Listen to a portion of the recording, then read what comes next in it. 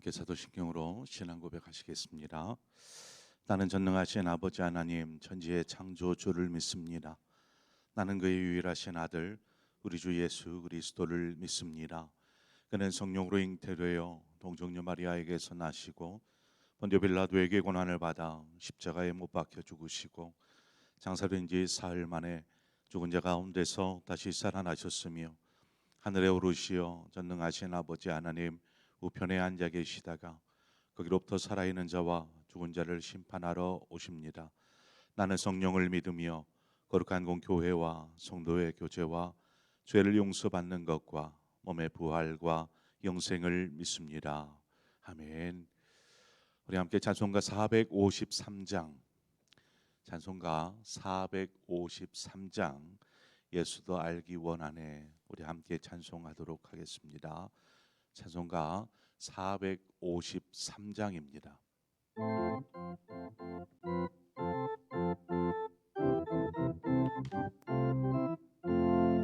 예수도 알기 원하네 크고도 넓은 은혜와 대속해 주신 사랑을 간절히 알기 원하네 내 평생의 소원 내 평생의 소원 대속해 주신 사랑을 간절히 알기 원하네 성령이 스승되셔서 진리를 가르치시고 거룩한 뜻을 깨달아 예수를 알게 하소서 내 평생의 소원 내 평생의 소원 대속해 주신 사랑을 간절히 알기 원하네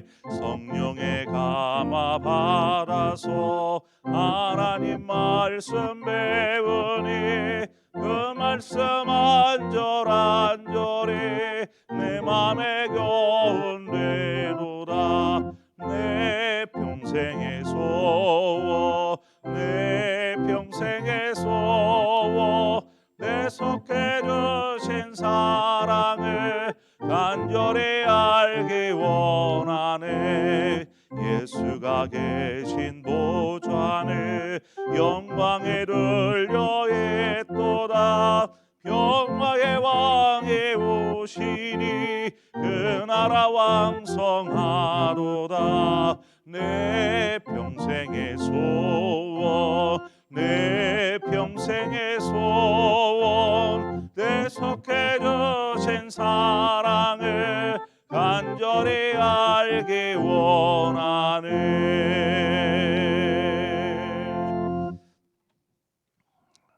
하나님 말씀 보도록 하겠습니다. 사무엘하 12장 1절에서 6절의 말씀입니다. 사무엘하 12장 1절에서 6절의 말씀 오늘 주신 말씀 한 절씩 교독해서 보도록 하겠습니다.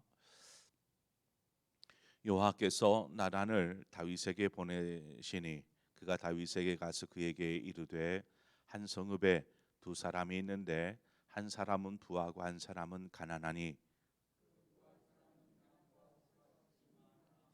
가난한 사람은 아무것도 없고 자기가 사서 기르는 작은 암양 새끼 한 마리뿐이라 그 암양 새끼는 그와 그의 자식과 함께 자라며 그가 먹는 것을 먹으며 그의 잔으로 마시며 그의 품에 누움으로 그에게는 딸처럼 되었거늘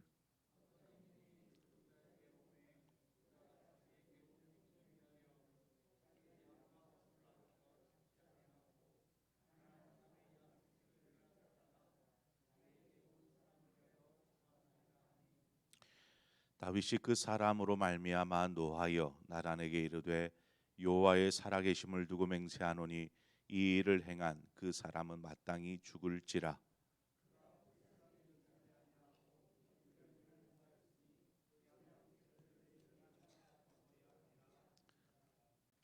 아멘. 로마서 1장 28절에 보면 이렇게 기록하고 있습니다. 또한 그들이 마음에 하나님 두기를 싫어하며 하나님께서 그들을 그 상실한 마음대로 내버려 두사 합당하지 못한 일을 하게 하셨으니, 인간이 하나님의 뜻, 하나님을 생각하며 하나님의 말씀에 순종하는 이러한 삶을 살지 않을 때 하나님은 그대로 그냥 내버려 두신다 말씀하고 있는 것입니다. 그런데 내버려 두셨다라는 것, 그것은 그 자체가 하나님의 심판과 같습니다. 왜냐하면 결국 각 사람이 행한 대로 보응받기 때문입니다. 이 이야기는 로마서의 말씀입니다. 하나님께서 각 사람이 하나님도 상관없고 그냥 자기가 원하는 대로 하도록 그냥 가만히 지켜보고 계시다 결국 그 행위대로 하나님은 보응하시겠다라는 것입니다. 만약 자녀가 잘못된 생각을 하거나 혹은 행동을 할 때에 부모가 그것을 알면서도 그냥 가만히 내버려 둔다, 어떻게 보면 무관심하겠다라는 것과 같잖아요. 부모의 무관심으로 자녀는 그렇잖아요. 자기 마음대로 할 수 있습니다. 뭐 즐거워할지도 모르겠어요. 이제는 내 마음대로 해도 되겠구나. 아무런 말씀도 하지 않으시네. 좋아할지 모르지만 결국에 가면 자신의 행동에 대해서 스스로 책임을 져야 하는 것입니다. 하나님은 사람에게 스스로의 말과 행동에 대하여서 책임을 물으신다. 그것이 보응입니다. 본문에 보면 하나님께서 나단 선지자를 이제 다윗에게 보내죠. 그리고 다윗이 행한 일에 대해서 말씀하게 하시는데 그냥 직설적으로 야, 너 왜 이러한 일을 저질렀느냐 하면서 다윗의 잘못을 지적하고 하지 않고 한 비유를 이야기합니다.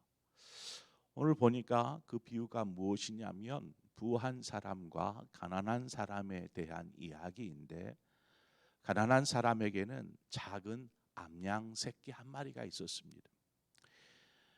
이 암양 새끼 한 마리가 있다라는 것은 뭐 새끼가 있으면 어미가 있지 않겠습니까? 그런데 어미가 없어요.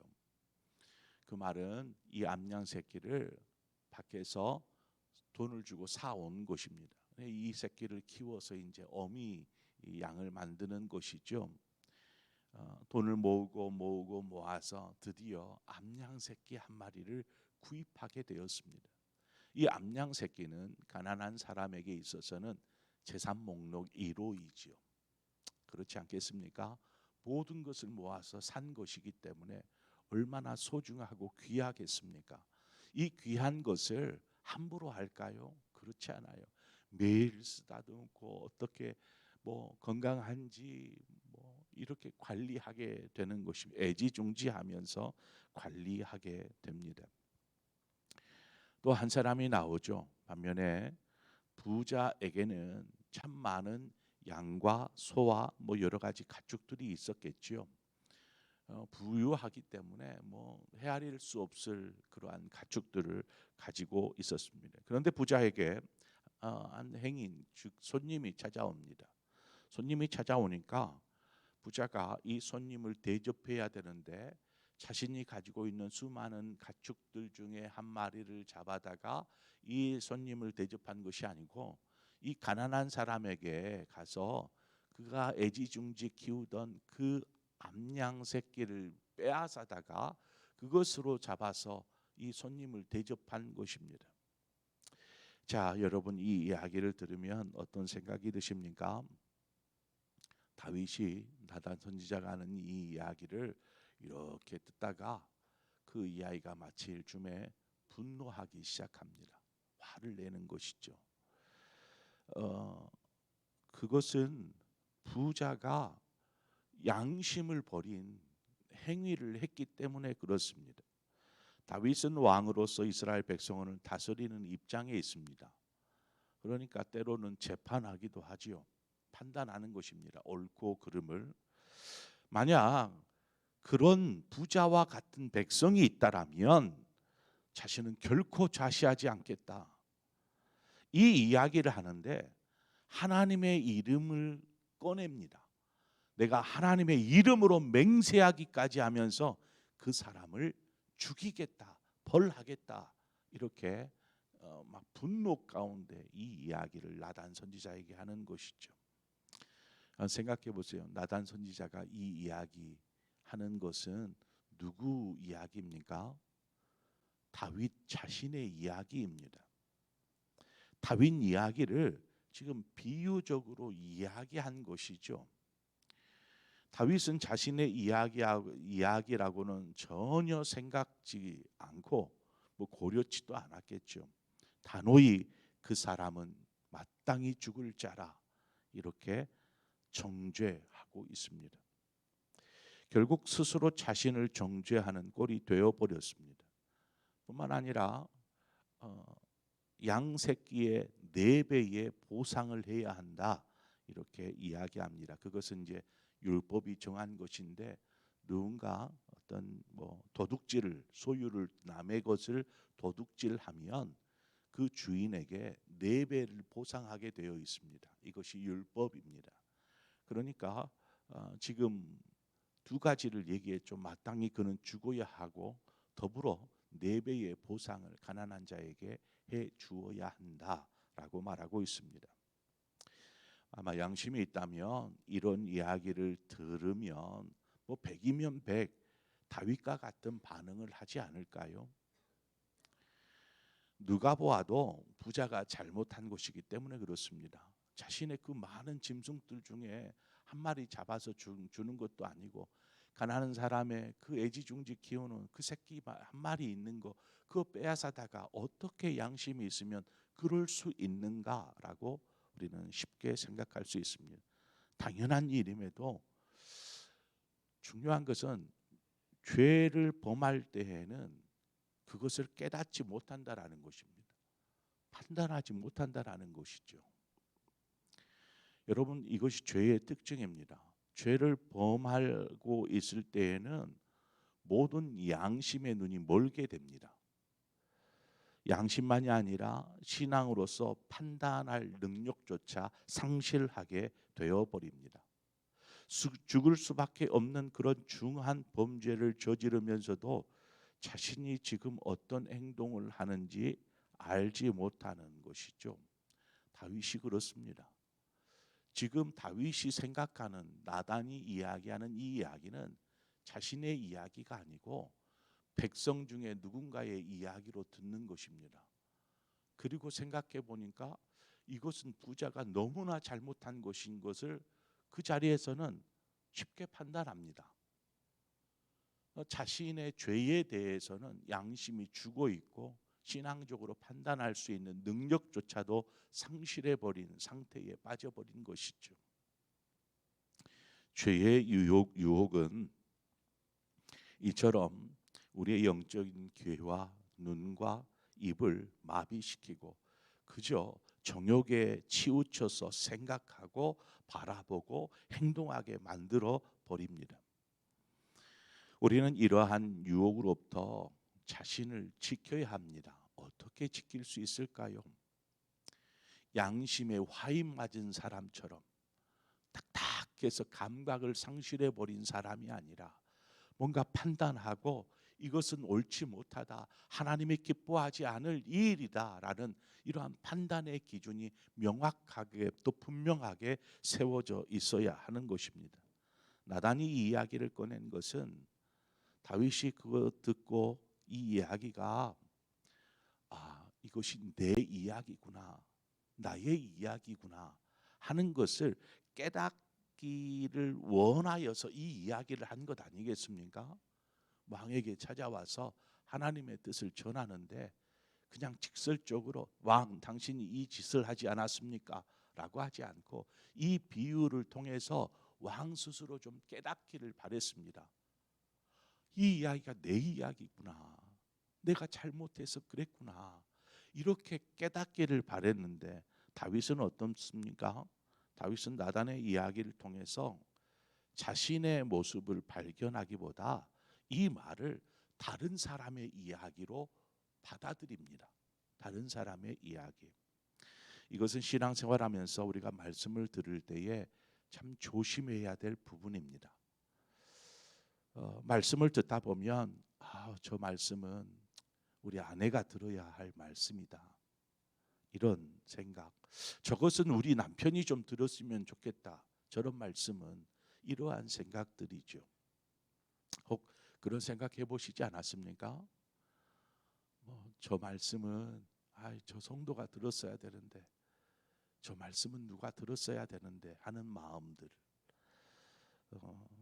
그러면서 자신에게 말씀을 적용하는 것이 아니고 다른 사람을 생각하는 것입니다. 다른 사람, 주위에 있는 사람들. 그것은 말씀을 제대로 듣지 않았다라는 증거이죠. 말씀을 들을 때는 하나님께서 자신에게 하시고자 하는 말씀, 그래서 그 말씀을 들을 때에는 하나님이 지금 나에게 무엇을 말씀하시는지를 생각하고 그 말씀을 자신의 삶에 적용하는 것입니다. 그런데 그 말씀을 자신이 받고 자신이 적용하지 않고 다른 사람에게 이렇게 보내는 것이죠. 저 사람이 저 말을 듣고 좀 돌이켜야 되는데, 저 사람이 저 말을 듣고 좀 어떻게 해야 되는데 하는 생각들을 하는 것입니다. 다윗이 그와 같았습니다. 나단 선지자에게 당신 들으라고 하는 얘기인데 다윗은 듣지 않고 그러한 사람이 있다라면 그 사람 마땅히 죽어야 할 자입니다. 그 사람 분명히 4배를 갚아야 할 것입니다라고 자신 있게 이야기합니다.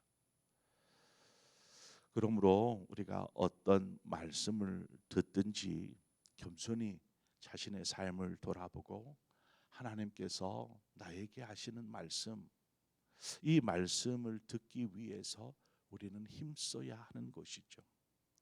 오늘 본문에 보면 참 어처구니 없는 일들이 다윗의 입술을 통해서 고백되어지는 것을 보게 됩니다. 자신의 죄는 돌아보지 않고 그런 사람에 대하여서 정죄하려고 하는 다윗, 그의 마음속에는 이미 무감각해져 버린, 양심이 사라져 버린, 또 영적으로 판단할 수 있는 판단력을 잃어버린 다윗의 모습을 보게 됩니다. 죄에 대해서만큼은 이처럼 바뀔 수 있습니다. 다른 사람에게 대해서는 분명히 올바른 판단, 올바른 신앙의 기준으로 이야기할 수 있지만 자신에게 대해서만큼은 그것을 적용하려고 않는 것이죠. 우리가 오늘 말씀을 생각하면서 우리 스스로 하나님의 말씀 앞에 나는 어떤 삶을 살고 있는지, 우리의 신앙은 어떤 모습으로 지금 세워지고 가꾸어져 가고 있는지 한번 좀 돌아보기를 원합니다. 그래서 하나님, 나에게 하시는 말씀들, 언제나 하나님의 말씀을 들을 때에는 이것을 나에게 적용하고 나에게 하시는 말씀으로 들을 때에 우리의 삶은 항상 민감하게 깨어서 무감각한 자가 아니라 민감하여서 하나님의 뜻을 분별하고 그 뜻에 순종하는 삶을 살게 될 줄 믿습니다. 하나님이 나에게 하시는 말씀조차도 내가 제대로 듣지 않는다라면 그는 오늘 본문의 다윗과 같은 무감각한 사람일 수밖에 없는 것이죠. 그래서 늘 깨어서 예수도 알기 원하네 찬송하였던 것처럼 성령님께서 우리에게 하시는 말씀이 무엇인지, 그리고 그 말씀을 듣고 깨어서 그래요 성령님 제가 그렇게 하겠습니다 라는 거룩한 결단으로 우리의 삶을 하나님 앞에 드릴 때 우리의 삶이 하나님 앞에서 경건하고 의롭고 아름다운 삶으로 하나님께 영광이 될 줄 믿습니다. 그런 삶을 사는 오늘 우리의 삶이 되어지기를 주님의 이름으로 축원을 드립니다. 기도하겠습니다. 좋으신 하나님 아버지, 우리가 만약 하나님을 우리 마음 가운데 두기를 싫어하고 그저 세상의 것들을 좇으며 즐거움과 쾌락과 육신의 종욕에 치우쳐서 살아간 때에 하나님께서 그것을 그냥 그대로 내버려 두시는 것은 하나님 우리에게 모든 자유가 있다라는 것이 아니라 결국 그것에 대한 책임과 보응이 있다라는 것들을 우리가 기억하면서 우리가 늘 깨어서 하나님 앞에서 하나님의 말씀을 듣고 그 말씀을 우리의 삶에 적용하며 하나님께서 지금 나에게 하시는 말씀이 무엇인지를 깨달을 때에 우리는 비로소 하나님의 뜻을 이루는 삶을 살아갈 수 있음을 고백합니다. 주여, 우리의 뜻대로 판단하고 또한 우리가 하나님의 뜻을 알면서도 그것을 자신에게 적용하지 않고 다른 사람에게 그것들을 적용하려 하는 그 어리석음에서 벗어나게 하여 주시고, 혹여 우리가 죄악된 마음으로 인하여서 하나님의 말씀을 올바로 깨닫지 못하고 있다라면 주여, 우리의 심령을 감찰하사 우리에게 말씀하여 주시고 우리가 그 말씀을 깨달아 우리의 삶을 바로잡으며 하나님의 보시기에 하나님 의로운 자의 삶으로 하나님 변화시켜 주시옵소서. 오늘 또 인도하신 하나님을 찬양하며 예수님의 이름으로 기도합니다. 아멘. 오늘 주신 말씀 생각하면서 우리 함께 기도하기를 원합니다. 그리고 더불어서 나라와 민족을 위해서 우리가 함께 기도하십시다. 한국, 우리 대한민국을 위해서 하나님 이 나라를 기억하여 주옵소서. 지금 대한민국이라는 이 배가 어디로 향하고 있는지, 그 배를 이끄는 이들은 어떠한 마음으로 이 배를 이끌어 가고 있는지 뉴스를 보면 참 가관이 아닙니다. 우리가 다시 한번 이 나라를 위해서 좀 한 마음으로, 애타는 마음으로 우리가 함께 기도하기를 원하고, 이 나라가 바로 세워지기 위해서는 한국교회의 몫이 너무나 중요하고 우리 한 사람 한 사람이 하나님 앞에 기도하는 것이 너무나 중요합니다. 하나님, 이 배의 선장은 오직 하나님이십니다. 고백하면서 하나님, 이 대한민국이 바로 세워지는 나라 되게 하여 주옵소서. 또 세계 여러 열방들 가운데 하나님께서 일하시고 역사하사 이것이 온 인류가 멸망으로 치닫는 것이 아니고 정말 회복되고 살아날 수 있는 하나님의 그 놀라우신 계획과 뜻이 하나님 우리 한국을 통해서 또 한국 교회를 통해서 이루어지게 하여 주옵소서. 우리 그러한 마음으로 우리 이 나라와 민족을 위해서, 한국 교회를 위해서, 또 세계 열방을 위해서 함께 한 마음으로 기도하시다. 또 각자의 기도의 제목으로 기도하시고 자유롭게 돌아가시겠습니다. 함께 기도하겠습니다. 주신 하나님 아버지, 은혜를 감사합니다. 하나님이 가만히 내버려 두시는 것이 그저 이제는 자유했다라는 것이 아니라 결국 가서는 그 일에 대한 보응을 받는 그 일에, 그 삶에